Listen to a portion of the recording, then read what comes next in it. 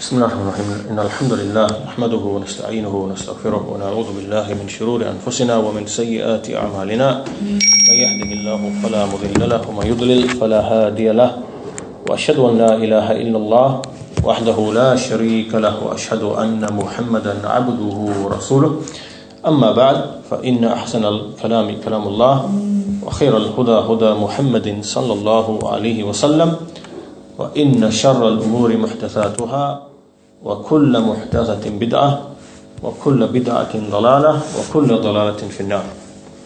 So we move on to the next statement of Imam al-Tahawi rahimahullah ta'ala, and this statement is connected to what came before, because before he spoke about the dua, the supplication that people make, that Allah is the one who responds to the supplications, He fulfills the needs of His servants. And in the last lesson we mentioned how a person, the etiquette of making dua and to bring to mind the greatness of Allah Azza wa Jal, and the fact that companions like Umar ibn al-Khattab radiallahu anhu, we mentioned a statement from him, that they were not so much concerned about the dua being answered as much as they were concerned about the one whom they were calling upon and the way in which they were making the dua, right? To striving to make sure that they are venerating and keeping in mind the one whom they are calling upon, and that they are doing the dua in the legislated way. And so, following on from that, Imam al-Tahawi here he mentions in the next few lines, which we will read now, he says, وَيَمْلِكُ كُلَّ شَيْءٍ وَلَا يَمْلِكُهُ شَيْءٍ, which means that he owns or controls everything, and nothing owns or is able to determine what he ought or ought not to do. And then he continues, وَلَا غِنَى عَنِ اللَّهِ تَعَالَى طَرْفَةَ عَيْنٍ, and no one can be free of need of Allah even for the blinking of an eye. And then he says after that, وَمَنِ اسْتَغْنَى عَنِ اللَّهِ طَرَفَةَ عَيْنٍ فَقَدْ كَفَرْ وَصَارَ مِنْ أَهْلِ الْحَيْنِ, and whoever saw himself to be free of need of Allah for the blinking of an eye, then he has disbelieved and he has become from those people who are perished, people who are destroyed. So, regarding this, we'll turn to the brief commentary of Sheikh Zayd al-Madkhali rahimahullah ta'ala. And so he says, the statement of al-Tahawi, وَيَمْلِكُ كُلَّ شَيْءٍ, meaning that Allah Azza wa Jal, He is the owner of every single thing, from the affairs of the dunya, from the affairs of the world, and from the affairs of the akhirah, and from the affairs of the lower world and the affairs of the higher world, meaning the heavens, and the lower world meaning the earth and what is within the earth, and likewise what is in between them, So He is the Malik, the king, the owner of everything, the Malik, the king, the Malik, the Malik meaning the owner of everything. And he says, he mentions the ayah in the Quran, Surah Ali Imran, قُلِ اللَّهُمَّ مَالِكَ الْمُلْكِ تُؤْتِ الْمُلْكَ مَنْ تَشَاءُ وَتَنْزِعُ الْمُلْكَ مِمَّنْ تَشَاءُ وَتُعِزُّ مَنْ تَشَاءُ وَتُذِلُّ مَنْ تَشَاءُ. Say, O Allah, the owner of dominion, the owner of dominion, you give the dominion, al-mulk, to whomever you will. You take it away from whomever you will. And you honor whomever you will, and you humiliate whomever you will. Likewise, Allah Azza wa Jalla, He said, Maliki yawmiddin. Right, so the first ayah was in relation to Allah, in relation to the world, to the dunya. The second ayah is in relation to the day of judgment. He will have mulk on the day of judgment, and He has mulk in this world. Maliki yawmiddin, that's the akhirah. And the first ayah is in relation to the world. So He is the Malik of every single thing. Now what do we mean by Malik, owner? What does it actually practically mean? And so here the Shaykh says, meaning, فَاللَّهُ هُوَ الْمَالِكُ لِكُلِّ شَيْءٍ أي المتصرف في جميع مخلوقاته بالإيجاد والإماتة والصحة والمرض والرزق والفقر والخير والشر. It means that Allah is the one who administers all of the affairs of the creation. Right? He is controlling, administering, regulating, in charge of all of the affairs of the creation in terms of al-Iyaad, bringing things into existence. Al-Iyaad. Al-Imata, causing things to die or to perish. Was-Siha, giving things good health, being healthy, sound. Al-Mard, illness. Al-Rizq, which is sustenance. Al-Rizq. Al-Faqr, which is poverty. And Al-Khair, goodness. Al-Shar, evil. So Allah is administering all of that. كل ذلك بيد الله تبارك وتعالى. All of that is in the hand of Allah, the blessed and exalted. And this is why we find in another ayah in Surah Mulk, the 67th surah, the first verse, تبارك الذي بيده الملك. تبارك الذي بيده الملك. Blessed be the one in whose hand is all of dominion. So the point being here then, all of this dominion, everything that we see in the heavens, the earth, and all these things that we see taking place around us of birth, life, death, goodness, benefit, harm, evil, poverty, riches, sustenance, hunger, every single thing, health, disease, all of that is under the control of Allah Azza wa Jal. It is not in the hand of anyone else. And obviously, and everyone besides him, when Allah has the mulk over something, then that thing is mamluk to Allah. Mamluk meaning that he is basically under the dominion of Allah. He is mamluk meaning that he is under the control and dominion of Allah Tabaraka wa Ta'ala. And so this mulk of Allah is for all of his creation, and this is from the Aqeedah of Ahl Sunnati wal Jama'ah. And so when a person understands and knows this, that Allah is the Malik of everything, He is the Mutasarrif. The Mutasarrif meaning the one who deals and administers of everything, and He does so with whatever He wills, with whatever He desires. When a person knows that, he will then truly give Allah a true estimation. He will venerate Him as He truly should be venerated. And of course, this means first and foremost fulfilling the obligations, the fara'id, the wajibat, and keeping away from the haram things. This is the veneration that a servant is led to when he makes this realization, or when he understands this point here about Allah being the Malik of every single thing.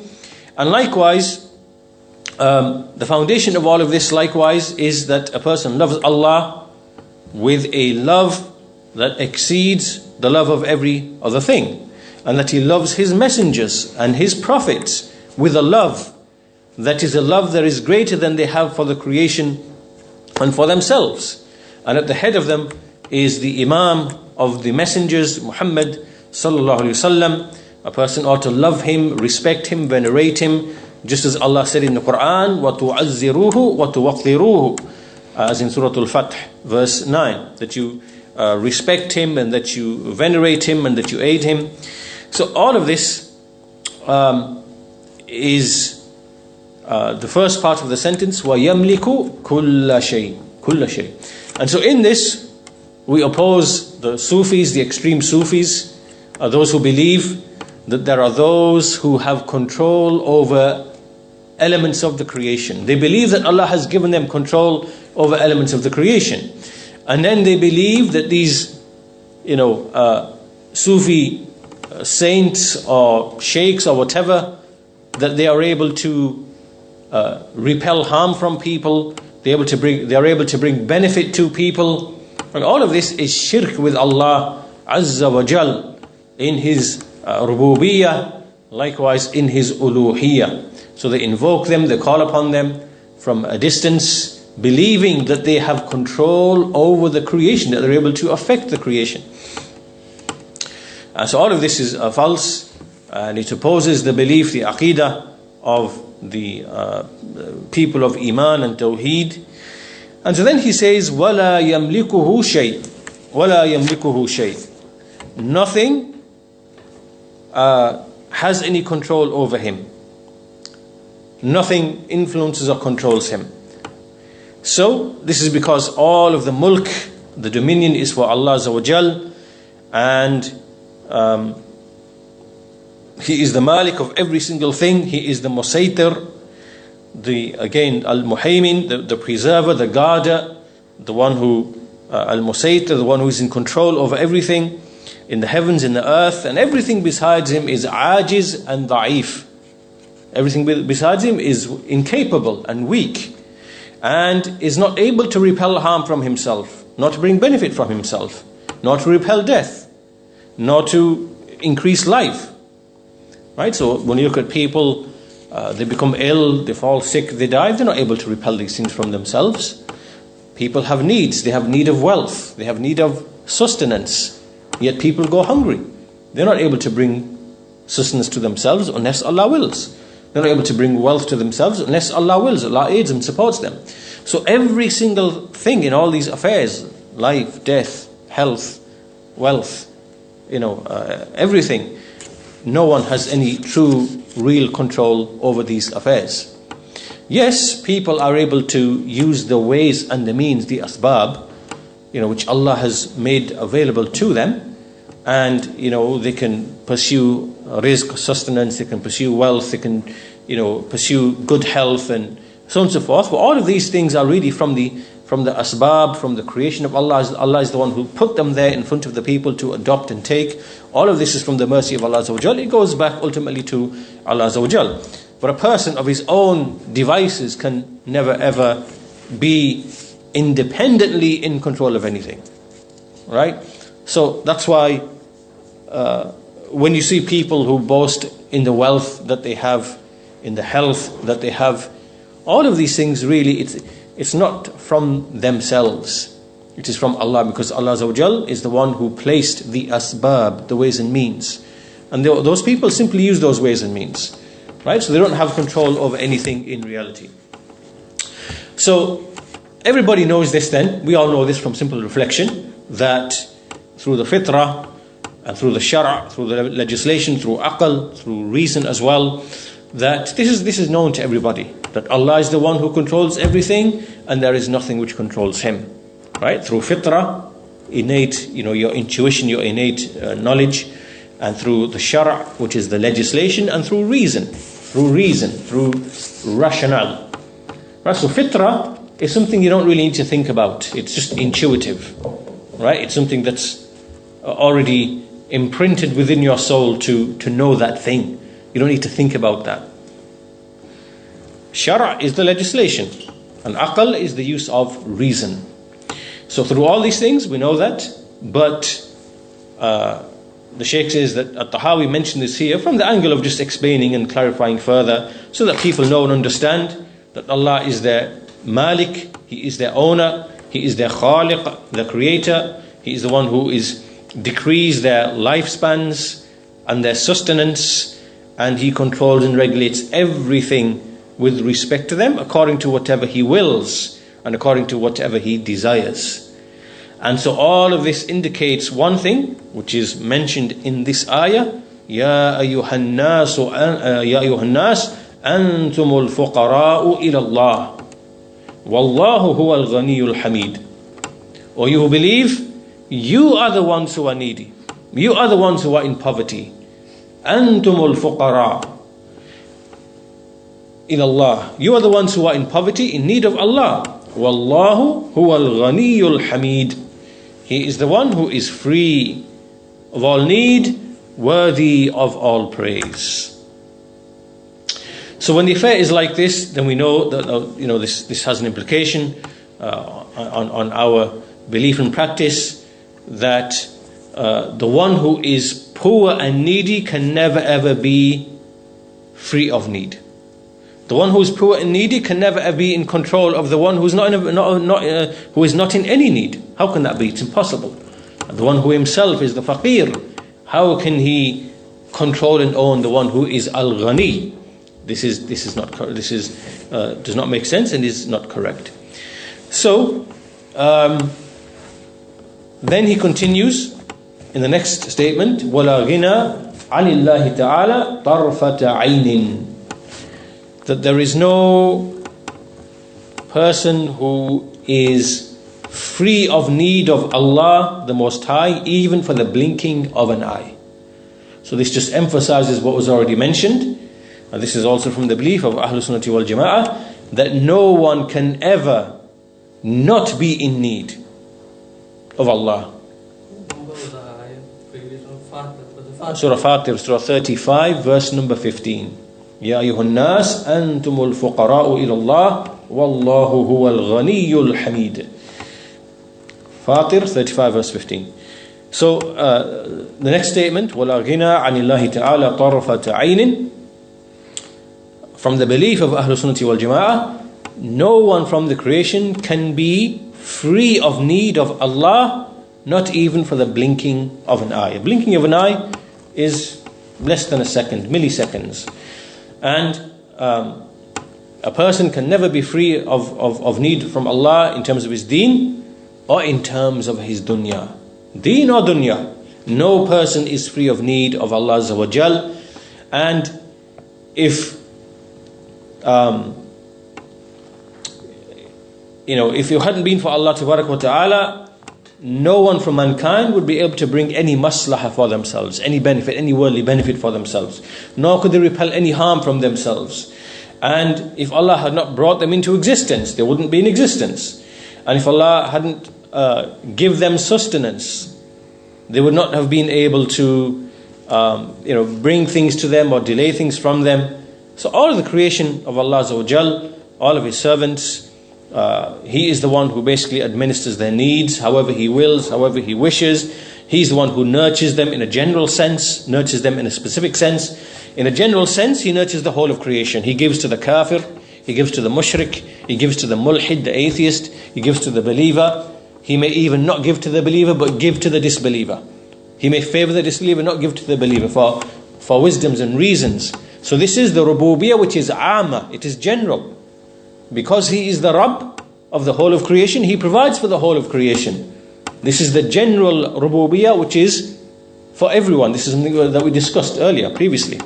And then there is the khasa, the specific nurturing that He gives to His believing slaves with iman and taqwa and ilm and huda, guidance, righteousness, piety, knowledge, iman. He nurtures them with these things, with ikhlas, with sincerity. This now is the specific nurturing which He gives to His believing slaves. He gives them tawfiq, He gives them success, nasr, aid, ta'yeed, support, hidayah in their hearts, guidance in their hearts. So everyone is in need of Allah Azza wa Jal in the deen and the dunya.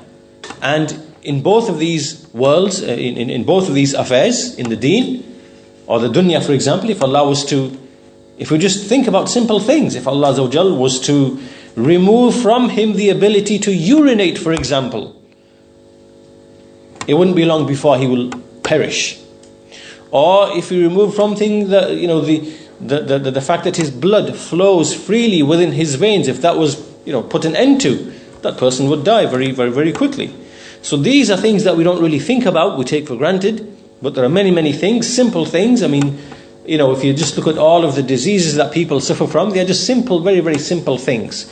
There is a single molecule that is not being produced, or there's a single molecule that is not, doing the job that it's supposed to do because of some inhibition or whatever else. Something very, very simple, very, very simple. A simple bite from a minuscule little insect that you can't even see with your eyes will kill you. You'll end up dead because of the infection and the disease. That's all of these things we don't really give too much thought about, but there are simple things that if Allah was to bring, then it would really put him in a great deal of difficulty. And so this really shows at the same time the great favors and bounties of Allah Azza wa Jal, but also more importantly here, that in terms of what we are discussing here, that Allah is the one whom no one can be free of need of. And for that reason, all of these affairs that we're discussing, they are connected to ibadah. That's why we are commanded to make dua to Allah, to make istighatha from Allah, to seek rescue from Allah, istighatha, to seek isti'ana from Allah, aid from Allah, to have raghba, aspire towards Him, ar-rahba, to be fearful away from disobeying Him, to have tawakkul, reliance upon Him, after taking the ways and the means, to hope in Him, ar-raja. This discussion is all connected to these acts of worship, right? They encourage and incite us towards these acts of worship. So as long as a person continues to see himself like this, that he is the one who is faqir, he is the one who is in need, then he will be in a good state and a good condition. Why? Because he is humbled and he is led to these forms and types of worship, these feelings in the heart and so on and so forth. And so likewise in the affairs of the deen as well, in terms of his iman, he's faithful that Allah Azza wa Jal, his heart is in between the fingers of Ar-Rahman, who will turn it however He wills.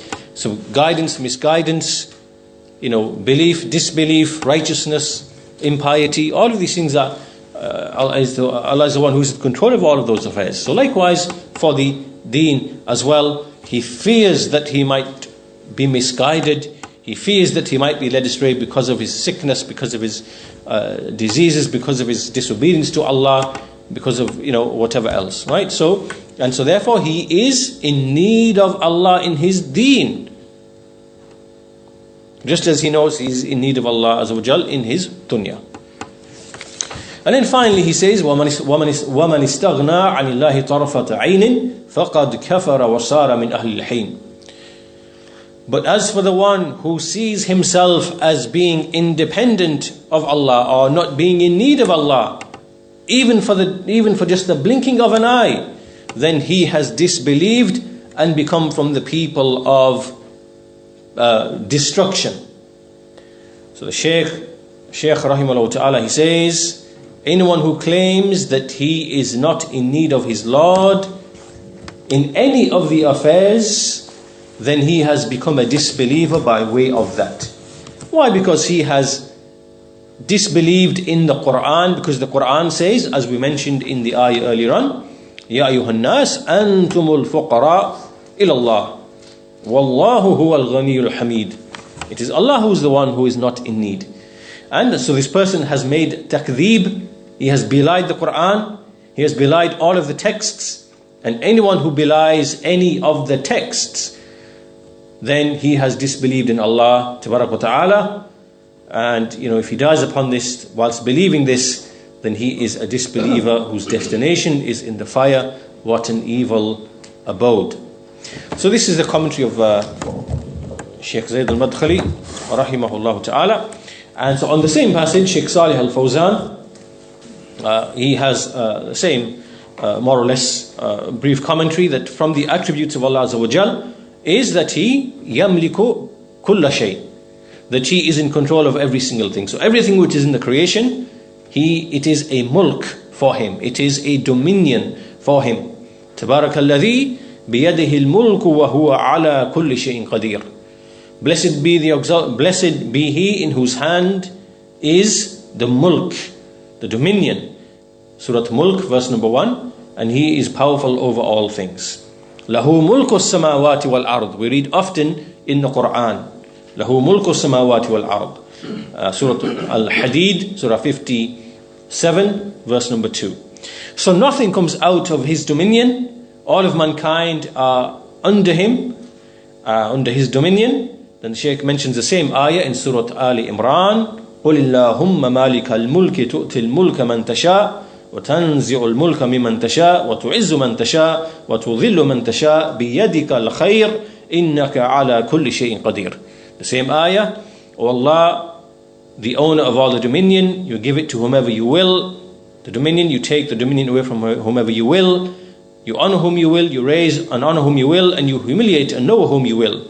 In your hand is all goodness. You are powerful over all things. So no person is able to impose anything upon Allah, or make anything binding upon Allah, or dictate anything to Allah Azza wa Jal, because all of mankind are merely servants in need of Allah. As Allah says, وَرَبُّكَ يَخْلُقُ مَا يَشَاءُ وَيَخْتَارُ. Your Lord is the one who creates what He wills and chooses. And إِنَّ اللَّهَ يَفْعَلُ مَا يَشَاءُ. Allah does whatever He wills. So from this, alhamdulillah, from this we understand the falsehood of what is claimed by the Yahud, for example, who claim in their books or what they've written with their own hands, that somehow they can impose upon Allah Azza wa Jal, somehow they can dispute and convince Allah Azza wa Jal, somehow they can exit from and depart from the be outside of and be not in need of Allah Azza wa Jal. That we find amongst their their ahbar and ruhban, the ahbar, the learned elders, as they say, and in what they write in their books, and all of these stories in which they claim, these fantastic stories, that they claim, stories which are similar to those that you find amongst the Sufis, but they obviously have a level above and beyond that, where they claim that they are able to influence Allah Azza wa Jal, to impose upon Him, to be outside of His rububiyyah. All of this is the greatest type of kufr. Greatest type of kufr.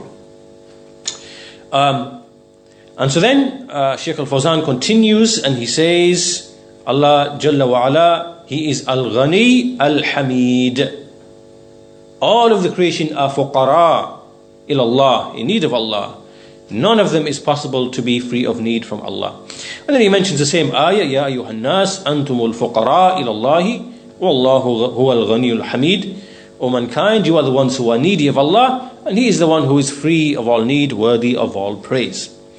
So no one is free of need of Allah, even if he was the king of all of the dunya. If he owned everything in the dunya, as in he was the king, or he had a great deal of dominion, then even he would still be in need of Allah Azza wa Jal. All of the kings, they are fuqara ilallah. Likewise, all of the rich and affluent people, they are in need of Allah. No one is free of need from Allah, not even the angels, and not even those who are less than them. So then at the end he says, وَمَنِ اسْتَغْنَى عَنِ اللَّهِ طَرْفَةَ عَيْنٍ فَقَدْ كَفَرْ وَصَارَ مِنْ أَهْلِ الْحَيْنِ. The word al-hayn here in the text means destruction, al-halak. Al-halak. This is explained by Shaykh al-Albani rahimahullah ta'ala. And then Shaykh al-Fawzan says that anyone who claims that he is not in need of Allah, that he is mustaghnin, he is free of need of Allah, he is clearly a disbeliever, he has left the religion. And so it's obligatory upon a servant to make clear his weakness, to acknowledge and to manifest the fact that he is a weak servant. He should not be amazed by his quwwah, his strength, or his siha, his health, or his riches, or his cleverness, or whatever else it might be. A person should not be deceived by these things, because he is still in need of Allah Azza wa Jal. How many a person have we seen who prides himself on his physique, and as we've seen, he just skiing one day and he has an accident and he becomes a vegetable, right? Or another man who claims he's Superman falls off a horse and he becomes a cripple in a wheelchair and he dies like that, right? So these things we see in real life of people who they have a reputation, or they consider themselves free of, they're like strong, powerful, free of need, healthy, have everything in the dunya, and it can just be one, a few seconds, and that your life is basically finished. So whether that's in terms of health, whether it's in terms of wealth, whether it's in terms of even riches, and all the other affairs. So all the affairs are in the hand of Allah Azza wa Jal. No one can ever be free of need of Allah Azza wa Jal. And then Sheikh Salih al-Sheikh has some comments upon this. We can finish with those comments. And so he basically says, and I'll just really summarize the discussion. So وَيَمْلِكُ كُلَّ شَيْءٍ وَلَا يَمْلِكُهُ شَيْءٍ. So what he intends by this is that Allah Azza wa Jal, He is the mutafarrid, al-mutafarrid, meaning that He is the one who is unique and alone and singled out in terms of owning every single thing. There is no one who shares with Him in that, not an angel, not a prophet or messenger. He is the king, the owner of every single thing. He controls and does with it whatever He wills. And likewise, no one is able to impose upon Him. No one owns or controls what He does. No one can impose upon Him. And no one can have an influence in His creation except by Allah's permission. He is Al-Wahid, Al-Ahad in His mulk. And He is the Rabb alone. He is the Lord by Himself. And all the servants are in need of Him.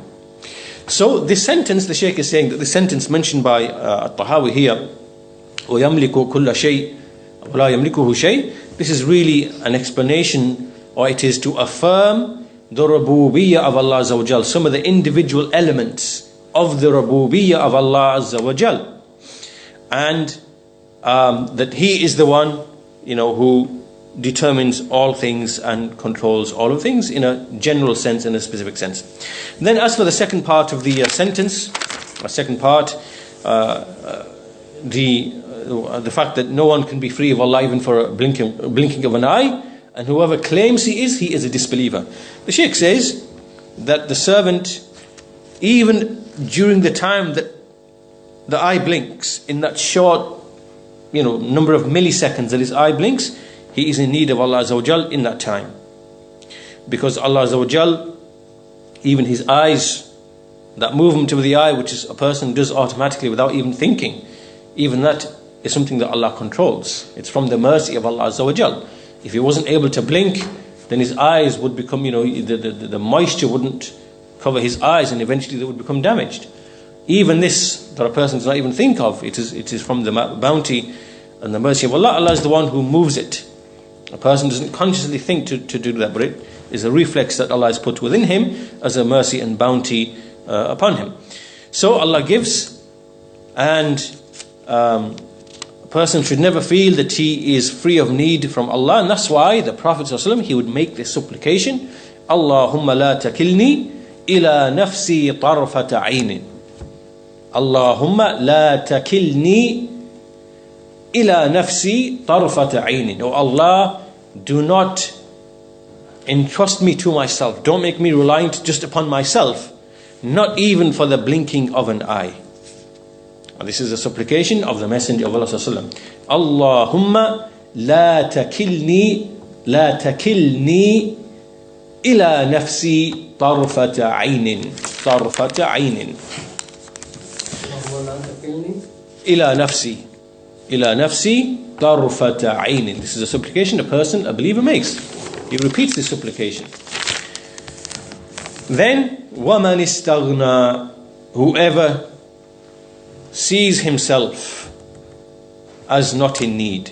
وَمَنِ اسْتَغْنَى, meaning one who considers himself not to be in need of Allah Azza wa Jal, then this is the behavior of Iblis. This is the behavior of the shaitan, Iblis. The la'in, the accursed. And he was disbelieved, he became arrogant, and he deserved to enter into the fire, to remain in the fire, because he was arrogant. He considered himself to be not in need of Allah Azza wa Jal. Now, just some grammatical things here, because the word is وَمَنِ اسْتَغْنَى. Istaghna.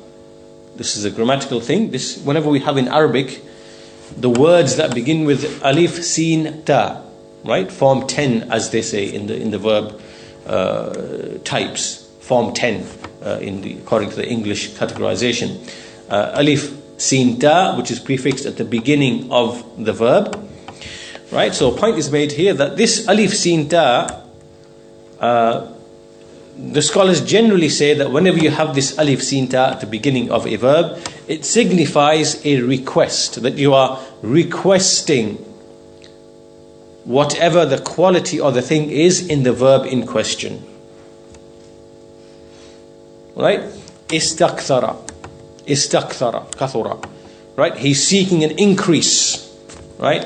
And there are examples like this. Now this is how some scholars say that the general thing is that it is, the principle is it's used for requesting or wanting something. Right? However, other scholars say no, it's not really a principle as such, but it just so happens in the Arabic that most of the verbs that happen to be like this, which have the alif sin ta, it just happens to have the meaning that a person is seeking and requesting that meaning of the verb. Right? But this form of the verb can also come with the meaning that a particular quality has become established in a person. Right? Now, by way of example, they mention in the Quran, in Surah At-Taghabun, Surah 64, Allah says, وَاسْتَغْنَى اللَّهُ وَاللَّهُ غَنِيٌّ حَمِيدٌ. Here this verb is used, وَاسْتَغْنَى اللَّهُ. Right? This does not mean that Allah sought to be free of need. No. Rather it means that the quality of not being in need is a firm, established quality with the one being described with it. Right? Right? So this is just like a grammatical point that is made here, that in relation to the alif, sin, ta, will be when we add it to the beginning of certain verbs, what is it signifying? Right? Is it in principle meaning that you pursue and seek out the quality that's being referred to? Or is it just the case that just happens that most cases have that meaning, but it doesn't actually mean that meaning as a matter of principle, and there are other applications of that as well, like in this case where it just signifies that a particular verb, that verb in question, has become established as a firm quality in the one being described with it. So he says wastaghna Allah, meaning that Allah is free of need. This has become a quality, an attribute of perfection in him, that he is not in need. It's become a firmly established quality. So he has complete, perfect unneediness, that he's not in need of anything, and he's complete and perfect in not being in need of anything from every single angle. And so this indicates that anyone who claims to have this quality, anyone who claims to not be in need of Allah Azza wa Jal, then he is clearly he has disbelieved, and he is from the people of destruction, people who will perish, because he has become the one who has come under threat, and so he will be punished, and that will be his destruction. So all of this then, At-Tahawi intended by all of this really to signify one of the elements of Allah's rububiyyah. Right? Allah's rububiyyah has many elements. Allah's mercy, for example. He speaks about Allah's mulk. This is another element of Allah's mercy. Then there's Allah's rizq. He bestows rizq. Right? All of these are elements of Allah's mercy, of Allah's rububiyyah. And here he has simply just emphasized one of those elements in the wider context of what we were discussing before, which is the topic of making dua to Allah Azza wa Jal. So the affairs are, connected to each other. And so with that, that's the end of the discussion of the sentence. And this brings us to the next important statement, or single statement, Wallahu yaghdabu wa yarda la ka ahadin min al-wara', which really deals with Allah's sifat ikhtiyariyah. We call those actions which are chosen by Allah. They are willful chosen actions. Like here the examples of anger and pleasure. And this is a significant point in which Ahlul Sunnah differ from the people of Kalam. And so from this one sentence there will be a lengthy discussion, inshallah ta'ala, to cover those various issues, and we will deal with that in the next lesson, inshallah ta'ala. There we'll conclude for today. Walhamdulillahi Rabbil Alameen, wa sallallahu ala nabiyyina Muhammad wa ala alihi wa sahbihi ajma'in.